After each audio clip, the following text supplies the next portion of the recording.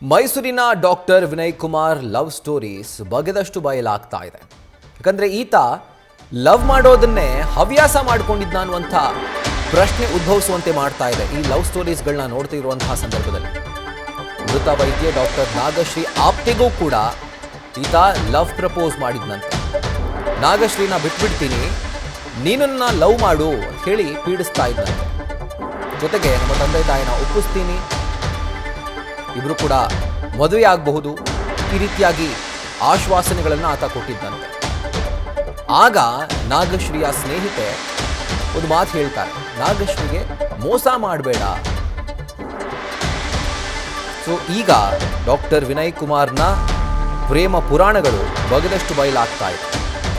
ಹಾಗಿದ್ರೆ ಪೊಲೀಸರ ಮುಂದೆ ಖುದ್ದಾಗಿ ಡಾಕ್ಟರ್ ನಾಗಶ್ರೀ ಅವರ ಸ್ನೇಹಿತೆ ಕೊಟ್ಟಿರುವಂಥ ಹೇಳಿಕೆಯಲ್ಲಿ ಏನಿದೆ ನೋಡೋಣ ಬನ್ನಿ.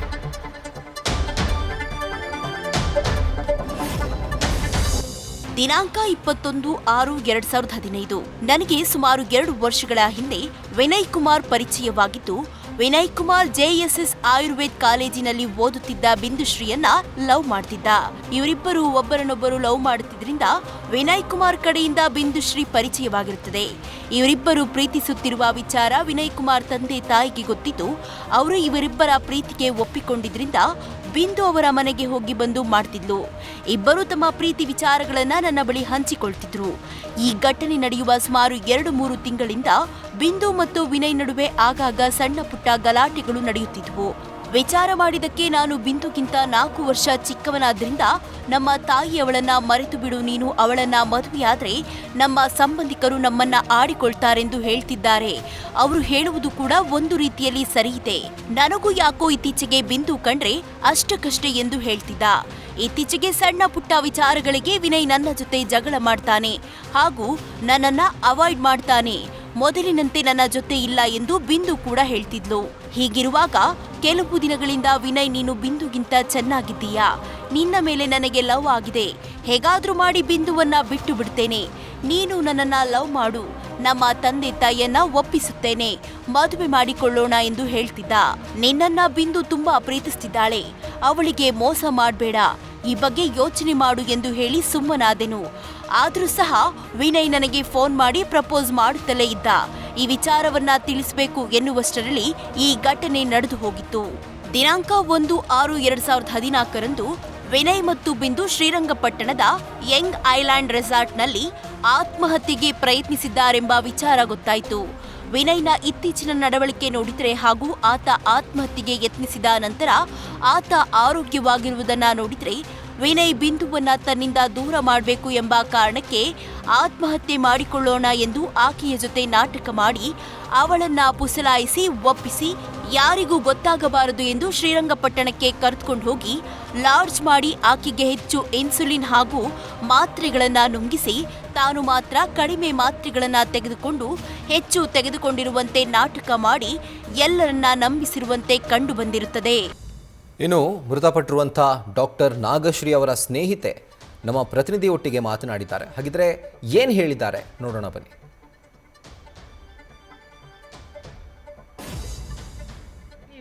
ಮೇಡಮ್ ನಮಸ್ತೆ. ಮೇಡಮ್ ಈಗ ನಾಗಶ್ರೀ ಮತ್ತೆ ಬಿಂದು ಇಬ್ರು ಬೇರೆ ಬೇರೆನಾ ಒಂದೇನಾ ಮೇಡಮ್? ಇಲ್ಲ, ಒಬ್ರೇ. ಒಬ್ರೇ ಅಲ್ಲ? Okay ma'am. ಹೌದು, ನಾವು ಮನೇಲಿ ಅವಳದ ಅಫಿಷಿಯಲ್ ಹೆಸರು ನಾಗಶ್ರೀ ಸರ್. ನಾವು ಮನೇಲೆಲ್ಲ ಕರೀತಿದ್ದು, ಮನೇಲೂ ಕರೆಯೋದು ಅವಳ ಹೆಸರು ಬಿಂದು ಅಂತಾನೆ. ಬಿಂದು ಅಂತ. Okay ma'am. ಅವರು ನಿಮ್ ರಿಲೇಟಿವ್ ಅಲ್ವಾ ಮೇಡಮ್? ಅವರು she is my close friend and relative, for relative. Okay fine ma'am. ಈಗ ವಿನಯ್ ಇದಾರಲ್ಲ, ವಿನಯ್ ಈಗ ನಾಗಶ್ರೀ ಕಡೆಯಿಂದ ನಿಮಗ್ ಪರಿಚಯ ಅಂತ ಹೇಳಿದ್ರಿ ಮೊದ್ಲು. ಹೌದು. ಈಗ ಮ್ಯಾಮ್ ನೀವು ಸೋಷಿಯಲ್ ಮೀಡಿಯಾದಲ್ಲಿ ಪೋಸ್ಟ್ ಮಾಡಿದ್ರಿ ಮೇಡಮ್. ಹೌದು. ಆ ಪೋಸ್ಟ್ ಅಲ್ಲಿ ಏನಿದೆ, I am the best friend of Nagashree, I know Vinay also very well.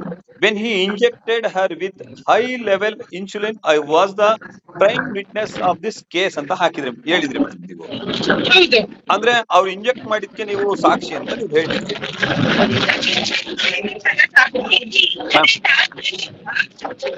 Ma'am. ಗಾಡಿ ಸೌಂಡ್ ಆಗ್ತಿದೆ, ಸ್ವಲ್ಪ ಫೋನ್ ಒಂಚೂರು ಹತ್ರ ಇಟ್ಕೊಂಡು ಮಾತಾಡ್ಬೋದಾ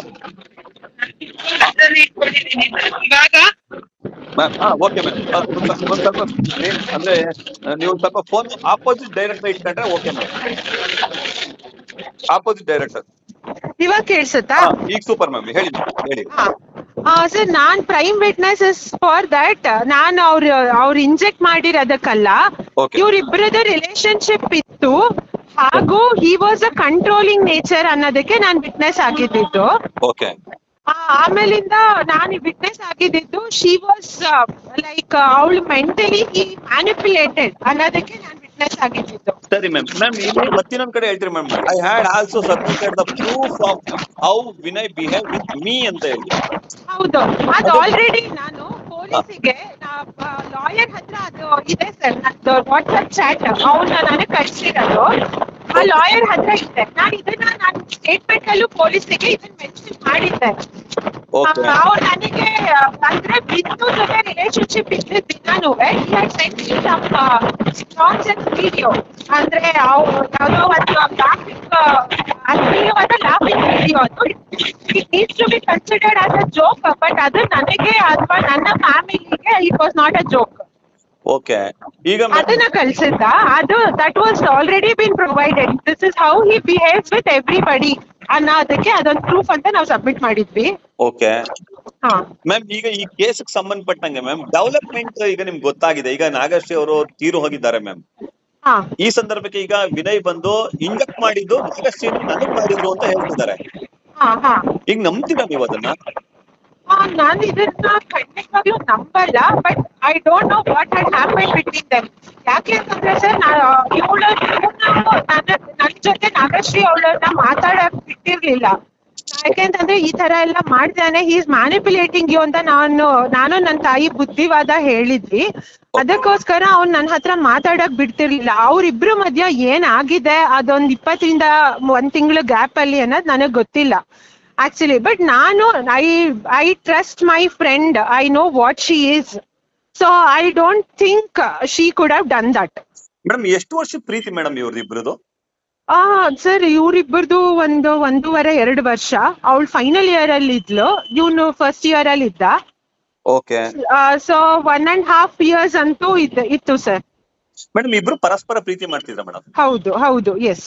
ಮನೇಲಿ ಎಲ್ಲಾರ್ಗು ಗೊತ್ತಿತ್ತು. ಓಕೆ, ಮತ್ ಒಪ್ಪಿಲ್ದೇ ಇರೋರು ಬಿಂದು, ಐ ಮೀನ್ ನಾಗಶ್ರೀ ಅವ್ರ ಮನೆಯವ್ರಲ್ಲ, ಒಪ್ಪಿಲ್ದೇ ಇರೋರು ವಿನಯ್ ತಾಯಿನೇನೆ. ಅದು I am very much sure about that. ಯಾಕೆಂತಂದ್ರೆ ನಾಗಶ್ರೀ ವಿನಯ್ ಅವ್ರ ತಾಯಿಗೆ ಹುಷಾರಿಲ್ದೇ ಇರುವಾಗ ಅವಳು ತುಂಬಾ ಅವರಿಗೆ ಸಹಾಯವಾಗೋಂಗೆ, ಮನೇಲಿ ಅವ್ರಿಗೆ ಹೆಲ್ಪ್ ಆಗೋ ಹಾಗೆ she has done so much help during her illness. ಅಂದ್ರೆ ವಿನಯ್ ಅವ್ರ ತಾಯಿಯವ್ರ ಇಲ್ನೆಸ್ ಇದ್ದಾಗ ಅವಳು ತುಂಬಾ ಹೆಲ್ಪ್ ಮಾಡಿದಾಳೆ. So I don't, we all knew. ಈಗ ನಾನ್ as a family, non relative, ನನಗೆ ಗೊತ್ತಿತ್ತು ಇವರಿಬ್ರು ಪ್ರೀತಿ ವಿಷಯ ಅಂತಂದ್ರೆ. ತಂದೆ ತಾಯಿಗಳಿಗೆ ಸ್ವಲ್ಪ ಪ್ರಾಬ್ಲಮೆಟಿಕ್ ಇತ್ತು, ಬಟ್ ದಟ್ ಡಸಂಟ್ ಮೀನ್ ಅವ್ರು ಇದನ್ನ ಬೇಡ ಅಂತ ಹೇಳಿದ್ರು ಅಂತ ಅಲ್ಲ. ಇದಿನ್ನು ಅವ್ನು ಇನ್ನೂ ಓದ್ತಾ ಇದ್ದ, he was still very young. ಇನ್ನವೇ ಅವ್ನು ಓದ್ಲಿ ಅಂತ ಹೇಳಿದ್ರು ಹೊರತು ಒಂದೇ ಸಮ ಬೇಡ ಅಂತ ಯಾರು ಹೇಳಿರ್ಲಿಲ್ಲ. ಓಕೆ ಮೇಡಮ್, ಈಗ ವಿನಯ್ ಆರೋಪ ಏನಂತಂದ್ರೆ ನಾಗಶ್ರೀನೇ ನನಗೆ ಇಂಜೆಕ್ಟ್ ಮಾಡಿದ್ರು, ಅವರೇ ನನ್ನ ಇಂಜೆಕ್ಟ್ ಮಾಡಿದ್ರು, ನಾನ್ ಕೋಮಾಗ ಹೋದೆ ನಾನು ಕೂಡ. ಅದನ್ನ ನಾನ್ ಕೇಳಿಸ್ಕೊಂಡೆ. ಹೌದು, ಅದು ಸರ್ ಅಗೈನ್ ಇಟ್ ಇಸ್ ಅವನೇ ಹೇಳ್ತಾ ಇರೋದ್ರಿಂದ Vinay that it was inside a room ಅಂತ. ನಾನು ಅದ್ರ ಮೇಲೆ ಕಮೆಂಟ್ ಮಾಡಕ್ ಆಗಲ್ಲ, but I don't believe in what he says. ಯಾಕೆಂದ್ರೆ ನಾನು ನನ್ನ ಫ್ರೆಂಡ್ಗೆ ಸಪೋರ್ಟಿವ್ ಆಗೇ ಇರ್ತೀನಿ, and I don't think she could have taken this decision. ಈ ವಿಷಯವಾಗಿ ನಾನು ಇಬ್ಬರನ್ನೂ ಈ ವಿಷಯದಲ್ಲಿ ತುಂಬಾನೇ ದ್ವೇಷಿಸ್ತೀನಿ. ಯಾಕೆಂತಂದ್ರೆ ಇಬ್ರು very matured, we were very good friends. Every ವಾರ ನಾವು ಬೆಟ್ಟ ಹಚ್ತಿದ್ದ ಫ್ರೆಂಡ್ಸ್ ನಾವು. ಮತ್ತೆ ನಮ್ಮ ಮನೇಲಿ ವಿನಯ್ ಎವ್ರಿ ವೀಕೆಂಡ್ ನಮ್ಮ ಮನೇಲಿ we use to hang out. Even Bindu we use to hang out. ಇವ್ರಿಬ್ರು ಮಾಡಿರೋದ್ರ ಬಗ್ಗೆ ನಂಗೆ ಬೇಜಾರಿದೆ, ಬಟ್ ನನಗೆ ನನ್ನ ಫ್ರೆಂಡ್ ಮೇಲೆ ಟ್ರಸ್ಟ್ ಇದೆ that she would have not taken this call. ಯಾಕೆಂತಂದ್ರೆ ವಿನೋದ್ ಅವರು ಹೇಳಿದ್ರು, we have a messages that ಅವನೇ ಇದನ್ನ ಮೋಟಿವ್ ಮಾಡಿರೋದು ಅಂತಂದ್ಬಿಟ್ಟು. ಮತ್ತೆ ಅವ್ರ ನಾಗಶ್ರೀ ಅವರ ತಾಯಿನೂ ಈ ವಿಷಯವಾಗಿ ನನ್ನ ಹತ್ರ ಪ್ರಸ್ತಾಪಿಸಿದ್ರು. ನಾವು ನೋಡಿದೀವಿ ಮೆಸೇಜಸ್ನೆಲ್ಲ, that he is been motivating her to take this call ಅಂತ ಅಂದ್ಬಿಟ್ಟು. ಇದೆರಡು ಅವ್ರು ಹೇಳಿರೋದು. I am not sure, I am not aware of this. Madam, ಇದ್ರ ಜೊತೆಗೆ ಮ್ಯಾಮ್, ನೆನ್ನೆ ಅವ್ರ ಮೇಲೆ ಒಂದು ಗಂಭೀರ ಆರೋಪ, ಅವ್ರ ಪತ್ನಿ ಈಗಿರೋ ಹೆಂಡತಿ ಆರೋಪ ಮಾಡ್ತಾರೆ. ಕೇವಲ ವಿನಯ್ ನಾಗಶ್ರೀ ಮಾತ್ರ ಅಲ್ಲ, ಮತ್ತೊಬ್ರು ಲೇಡಿ ಇದಾರೆ. ಅದು ಹಿರೇಮಠ. ಆ ವಿಷಯ ನನಗ್ ಗೊತ್ತಿಲ್ಲ ಸರ್. ನಿನ್ನೆ ವಿನೋದ್ ಅವ್ರ ಬಾಯಲ್ಲಿ ನನ್ನ ಹೆಸರು ಬಂತು, ಆಯ್ತಾ? ಅದಕ್ಕೋಸ್ಕರ ನಾನು ಆ ವಿಡಿಯೋದಲ್ಲಿ ಕಮೆಂಟ್ ಮಾಡಿದೆ, ಹೌದಮ್ಮ ಅದ್ ನಾನೇ, ಅವ್ನ್ ನನ್ ಬಾಳಲ್ಲಿ ಏನು ಆಟ ಆಡಿಲ್ಲ. I wanted to clear that to her. I was a witness for these two, for the incident that had happened with Nagashri and Vinay. I was a witness. ಅದನ್ನ ಕ್ಲಿಯರ್ ಮಾಡಕ್ಕೆ ಅಂತಾನೆ ನಾನು ಅಲ್ಲಿ ಕಮೆಂಟ್ ಮಾಡಿದ್ದು. And of course Vinay did not talk about this. ನನ್ನ ಹೆಸರು ಬಂದಾಗ he did not address that. That's a good thing that he did. ಅವನಿಗೆ ಇನ್ನೂ ನನ್ನ ಮೇಲೆ ಸ್ವಲ್ಪ ರೆಸ್ಪೆಕ್ಟ್ ಇದೆ ಅಂತ ನನ್ಗೆ ಅನ್ನಿಸ್ತು. ಅವನಿಂದ ದಿಸ್ ಇಸ್ ದ ಥಿಂಗ್, ಅವನು ಮೋಟಿವ್ ಮಾಡಿದಾನೆ ಅಂತ ನನ್ನ ಅನಿಸಿಕೆನ ಹೊರತು it's not an allegation. He could have done it. ಯಾಕೆಂದ್ರೆ I know what Nagashree is, ಅವ್ಳು ಈ ತರ ಮಾಡಲ್ಲ ಅಂತ ನನ್ನ ನಂಬಿಕೆ ಸರ್. ಮೇಡಮ್, ಈಗ ನೀವ್ ಹೇಳಿದ್ದು ಅರ್ಥ ಆಯ್ತು. ವಿನಯ್ ನಿಮ್ಗೇನಾದ್ರು ಮೇಡಮ್ ಪ್ರಪೋಸ್ ಮಾಡಿದ್ದು ಅಥವಾ ನಾವು ಮದ್ವೆ ಆಗೋಣ ಅಂತ ನಿಮ್ಗೇನಾದ್ರು ಕೇಳಿದ ಇದೆಯಾ madam? No, he did not propose me in such a way. ಇದೆಲ್ಲ ಇನ್ಸಿಡೆಂಟ್ ಆದ್ಮೇಲಿಂದ ನಾನು ವಿನಯ್ ನನ್ಗಿಂತ ಜಸ್ಟ್ 1-2 months ಡಿಫ್ರೆನ್ಸ್ ಅಷ್ಟೇನೆ. ನಾನ್ ಸುಮ್ನೆ ತುಂಬಾ ಮಿಸ್ಟೇಕ್ ಮಾಡ್ಕೊಂಡೆ. ವಿ ಕುಡ್ ಹ್ಯಾವ್, ನನ್ಗೆ ಆಪ್ಷನ್ಸ್ ಜಾಸ್ತಿ ಇತ್ತು. We should have get along, ಅಂದ್ರೆ ಫ್ಯಾಮಿಲಿ ಎಲ್ಲ ಮ್ಯಾಚ್ ಆಗುತ್ತೆ ಅಂತ ಒಂದ್ ಮೆಸೇಜ್ ಮಾಡಿದ್ದ ಹೊರತು no, he did not propose me or any such kind of a thing. ಅಂದ್ರೆ ನಿಮ್ಮೊಟ್ಟಿಗೆ ಮ್ಯಾಚ್ ಆಗುತ್ತೆ, ಫ್ಯಾಮಿಲಿ ಮ್ಯಾಚ್ ಆಗುತ್ತೆ ಅಂತ ಹೇಳಿದ್ದ ಹೊರತು no, he did not propose me or any such kind. ಅಂದ್ರೆ ಡೈರೆಕ್ಟ್ ಆಗಿ ಪ್ರಪೋಸ್ ಮಾಡಿರಲ್ಲ, ಇಂಡೈರೆಕ್ಟ್ ಆಗಿ ಅಪ್ರೋಚ್ ಮಾಡಿದ್ರು ಅನ್ನೋ ಅರ್ಥದಲ್ಲಿ ಹೇಳ್ತಿದ್ರಿ. I can't even say like that, but yeah, could be. ಆ ಮೆಸೇಜ್ ಇದೆ ನನ್ನ ಹತ್ರ. Okay. I have re-verified it. ನಾನು ನಕ್ಬಿಟ್ಟು ಸುಮ್ಮನಾಗಿದ್ದೀನಿ. ನೀ ತಪ್ಪು ಮಾಡಿದ್ಯಾ, ಯು ಡೂ ಕರೆಕ್ಟ್ ಇಟ್ ಅಂತ ಹೇಳಿ ನಾನು ಜಸ್ಟ್ ಮೂಡ್ ಆನ್ ಅಂತ ಹೇಳ್ಬೋದು ನಾನು ಅಷ್ಟೇ. ವಿನಯ್ ಬಿಹೇವ್ ಹೇಗಿತ್ತು ಮೇಡಮ್ ಆಗ ಆ ಸಂದರ್ಭದಲ್ಲಿ? ಆ ಟೈಮ್ ಅಲ್ಲಿ ಸರ್ ನನ್ಗೂ ಅವ್ನಿಗೂ ತುಂಬಾ ಜಗಳ ಆಗಿತ್ತು ಈ ವಿಷಯಕ್ಕೇನೆ. ನೀನ್ ಕಂಟ್ರೋಲಿಂಗ್ ಅಲ್ಲಿ ಇದೀಯಾ ಅಂತ ನಾನು ಹೇಳಿದ್ದೆ. ನೀನು you are not doing the right thing, this is not the way you treat a girl ಅಂತಾನು ಹೇಳಿದ್ದೆ. ದೇ ವರ್ ಕ್ವೈಟ್, ತುಂಬಾ ಅಂದ್ರೆ ತುಂಬಾ ಡಾಮಿನೆನ್ಸ್ ಇದ್ದ ಅವನು. Very controlling nature and very dominance. ಈಗ ನನ್ನ ಹತ್ರ ಮಾತಾಡ್ಬೇಡ ಅಂತೆಲ್ಲ ಹೇಳಿದ್ದ. That is very red flag ಅಂತ ನಾನು ಅವಳಿಗೆ ಪದೇ ಪದೇ ಹೇಳ್ತಾ ಇದ್ದೆ. ಆಕ್ಚುಲಿ ಅವಳನ್ನ ತುಂಬಾ ಐಸೋಲೇಟ್ ಕೂಡ ಮಾಡಿದ್ದ ಈ ವಿಚಾರವಾಗಿ. When the things were there, ಅವನು ಇವ್ರನ್ನೆಲ್ಲಾರ್ನು ನಮ್ಗಳಿಂದ, ಅಂದ್ರೆ ಅವಳಿಗೆ ಯಾರ್ಯಾರು ಹೆಲ್ಪ್ ಮಾಡ್ತಾರೆ, ಪಾಸಿಟಿವ್ ಆಗಿದ್ದಾರೆ, ಅವರಿಂದ ಸ್ವಲ್ಪ ಐಸೋಲೇಟ್ ಮಾಡ್ತಾ ಇದ್ದ ಅನ್ನೋದು ಇಸ್ ಮೈ ಅಬ್ಸರ್ವೇಶನ್. ಇದನ್ನೇ ನಾನು ನನ್ನ ತಾಯಿ ಅವಳಿಗೆ ಹೇಳಿದ್ದು ಕೂಡ. ವಿ ಆಲ್ಸೋ ರಿಗ್ರೀಡ್, ನಾನು ಅವ್ರ ತಾಯಿ ಹತ್ರನೂ ಇದನ್ನ ಹೇಳಿದ್ದೆ, ನಾಗಶ್ರೀ ಅವ್ರ ತಾಯಿ ಹತ್ರನೂ. I should have reach out to ಅವ್ರ ನಾಗಶ್ರೀ ಅವ್ರ ತಾಯಿ ಇಟ್ ಸೆಲ್ಫ್, ಈಗ ಆಗ್ತಿದೆ ಅಂತ. That was a major mistake from my end. But ಈ ಪ್ರಕರಣದಲ್ಲಿ ನಾಗಶ್ರೀಗೆ ಯಾಕೆ ನ್ಯಾಯ ಸಿಗ್ಲಿಲ್ಲ ಅಂತ ಅನ್ಸುತ್ತೆ ಮ್ಯಾಮ್ ನಿಮ್ಗೆ? Sir, that's a big question to me. I was a prime witness. ನಾನು 2 ಸಲ ಪೊಲೀಸ್ ಅವ್ರ ಹತ್ರ ನಾನು ನಾಗಶ್ರೀ ಅವ್ರ ಮನೇಲೇನೆ ನಾನು ಸೈನು ಹಾಕಿದ್ದೀನಿ, ಮಾತು ಆಡಿದ್ದೀನಿ. I was never been call to the court till today. ನಾನು ಇದುವರೆಗೂ ಹೋಗಿಲ್ಲ. ಅದು ಅಲ್ದೇನೆ ನನ್ಗೆ 4 years ಬ್ಯಾಕ್ ನನ್ಗೆ ಪೊಲೀಸ್ ಇಂದ ಕಾಲ್ ಬಂದಿತ್ತು, ಆಸ್ಕಿಂಗ್ ದಟ್ ನಾಗಶ್ರೀ ಅವ್ರದ್ದು ಡೀಟೇಲ್ಸ್ ಬೇಕು ನಮಗೆ, ಅವ್ರ ತಂದೆ ತಾಯಿದು, ಅವ್ರಿಗೆ ಸ್ವಲ್ಪ ದುಡ್ಡು ಹೋಗೋದಿದೆ ಅಂತ ಅನ್ಬಿಟ್ಟು. It was such an amusing thing to me that ಈಗ ಪೊಲೀಸ್ ಅವ್ರು ನನಗೆ as I had signed as a witness, ಅವ್ರು ನನಗೆ ಕಾಲ್ ಮಾಡಿದ್ದಾರೆ. They couldn't trace down where is Nagashree and parents are. So ನನಗೆ ಅವಾಗ್ಲೇ ಗೊತ್ತಾಗಿದ್ದು ಅವಳಿಗೆ ಇನ್ನೂ ನ್ಯಾಯ ಸಿಕ್ಕಿಲ್ಲ ಅಂತ. ನಾನು ನನ್ನ ರಿಲೇಟಿವ್ಸ್ ಹತ್ರ ಎಲ್ಲ ಕಾಲ್ ಮಾಡಿ ಟ್ರೈ ಮಾಡಿದೆ ನಂಬರ್ ತಗೊಳಕ್ಕೆ. But very sorrily I couldn't like get back to any of her contacts. ಈಗಲೂ ನಿಮ್ ಸಂಪರ್ಕದ ಸಿಗ್ಲಿಲ್ವಾ ಮೇಡಮ್ ಅವರು? ಇಲ್ಲ. ನನಗೆ ನಿನ್ನೆ ಇದು ನ್ಯೂಸ್ ಬಂದ ಮೇಲೆನೆ that she is no more ಅಂತ ಗೊತ್ತಾಗಿದ್ದು. ಅಲ್ಲಿ ತನಕ ಇಲ್ಲ. ನಾನು ಅವಳಿಗೆ ಇನ್ಸಿಡೆಂಟ್ ಆದ್ಮೇಲೂ 1.5 year I was in touch. ಈ ಪೊಲೀಸ್ ಕೇಸ್ ವಿಟ್ನೆಸ್ಗೆಲ್ಲ ಸೈನ್ ಮಾಡೋ ತನಕ ಇದ್ದೆ ನಾನು. ಅದಾದ್ಮೇಲಿಂದ ಅವ್ರ ತಂದೆ ತಾಯಿಗಳು ಮೈಸೂರಲ್ಲಿ ಇದ್ರು ಫಸ್ಟ್. ಅಲ್ಲಿಂದ ದೇ ಮೂವ್ಡ್ ಔಟ್. ಅದಾದ್ಮೇಲಿಂದ no, I am not in touch. ಯಾರು ಎಲ್ಲಿದ್ದಾರೆ ಅಂತಾನೂ ಗೊತ್ತಿಲ್ಲ ಮೇಡಮ್ ನೀವು? ಇಲ್ಲ, ಗೊತ್ತಿಲ್ಲ. ಈಗ ಅವ್ರು ತೀರೋಗಿದ್ದಾರೆ. ಈಗ ಈ ಸಂದರ್ಭಕ್ಕೆ ಈಗ ಈ ನ್ಯಾಯ ಸಿಗುತ್ತೆ ಆಕೆಗೆ ಈಗ ಸತ್ ಮೇಲಾದ್ರು ಅಂತ ಅನಿಸ್ತಿದ್ಯಾ ಮೇಡಮ್ ಏನಾದ್ರು? ನ್ಯಾಯ ಸಿಗ್ಬೇಕು ಅಂತಾನೆ ಇವಾಗ ಕರೆಂಟ್ ಲಾಯರ್ ಹತ್ರ ನಿನ್ನೆಯಿಂದ ನಾನು ಟಚ್ ಅಲ್ಲಿ ಇದ್ದೀನಿ. ಅವ್ರಿಗೆ ಆಲ್ರೆಡಿ ನಾವ್ ಪ್ರೊಡ್ಯೂಸ್ ಮಾಡಿರೋ ಡಾಕ್ಯುಮೆಂಟ್ಸ್, ನಾನ್ ಕೊಟ್ಟಿರೋ ಡಾಕ್ಯುಮೆಂಟ್ಸ್ ಅವ್ರ ಹತ್ರ ಇದೆ.